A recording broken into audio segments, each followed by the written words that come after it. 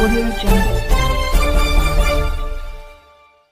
परम पूज्य गुरुदेव राष्ट्र संत महाराज श्री नमन जी वैष्णव ने कहा कि जब से हिंदुत्व को बांटा गया तब से सनातन धर्म का बहुत नुकसान हुआ है। रतलाम जिला सौभाग्यशाली है कि मुझे भी अयोध्या धाम आने का निमंत्रण मिला। अब समाचार विस्तार से।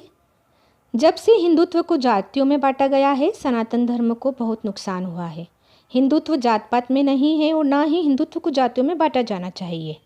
हम सबको मिलकर जात पात से ऊपर उठकर राम काज करना चाहिए।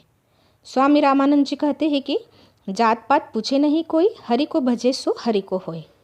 श्री गीता भवन ट्रस्ट द्वारा आयोजित 84वें वर्ष में राम कथा के 7वें दिन परम पूज्य गुरुदेव राष्ट्र संत महाराज श्री नमन जी वैष्णव ने कहा कि जब 14 साल के बाद भगवान राम वनवास को लौटकर आए थे तब दीपावली मनाई गई थी, लेकिन अब तो रामलला 500 वर्षों के बाद अयोध्या धाम में विराजित हो रहे हैं। इसलिए हर गांव और हर मोहल्ले में भगवा लहराए, रंगोली बनाए, दीप जलाए और अभिजीत मुहूर्त में भगवान का हर घर हर मंदिर पर उत्सव मनाए। रतलाम जिला सौभाग्यशाली है कि मुझे भी श्री राम जन्मभूमि ट्रस्ट का निमंत्रण प्राप्त हुआ है।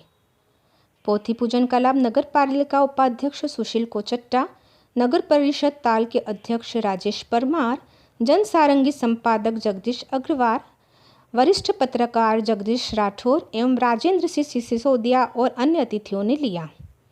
ट्रस्ट के सचिव अशोक सैठिया, कार्यक्रम सह संयोजक कैलाश विजयवर्गीय, गायत्री प्रसाद मंडलोई, हरिनारायण अरोड़ा, राजेंद्र गर्ग, मोहन पटेल, राजेंद्र श्रोत्री एवं ईश्वर प्रसाद त्रिवेदी ने सम्मान किया। जन सारंगी न्यूज के लिए जगदीश राठौर की रिपोर्ट और समाचार वाचिका शीतल मेहता।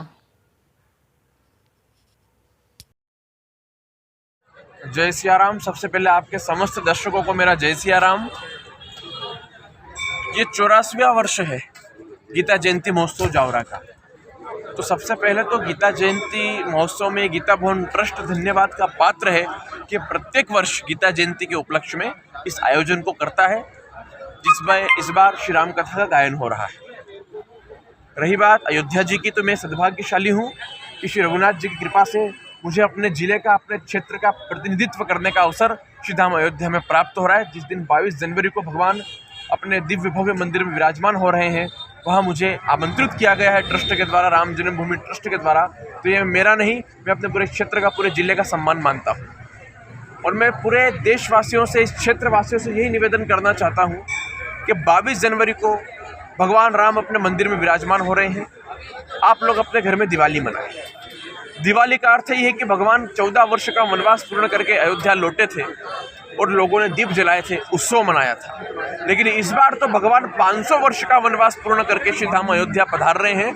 तो मेरा समस्त सनातन धर्मावलंबियों से निवेदन है, अपने घर के शिखर पर भगवा ध्वज लगाएं, दीपक प्रज्वलित करें, रंगोली बनाएं और दोपहर को अभिजीत मुहूर्त में 12 बजे, जिस समय भगवान अयोध्या में विराजेंगे, उस समय 11:30 से 12:30 के मध्य में अभय प्रगट कृपाला दीन दयाला श्री रामचंद्र कृपालु भजमन, इस स्तुति से भगवान का उत्सव मनाएं और पूरे देश में राममय वातावरण हो।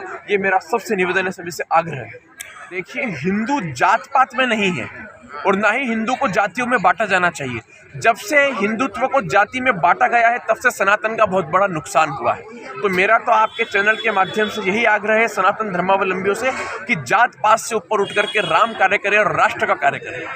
मैं यही कह रहा हूँ कि जगत गुरु रामानंदाचार्य भगवान स्वयं कह गए हैं कि जात पात पूछे नहीं कोई, हरि को भजे सो हरि का होई। इन सब बातों से ऊपर उठ करके और दिव्य दिवाली का उत्सव और राम लला के राज्याभिषेक का महोत्सव 22 जनवरी को पूरा देश मनाए।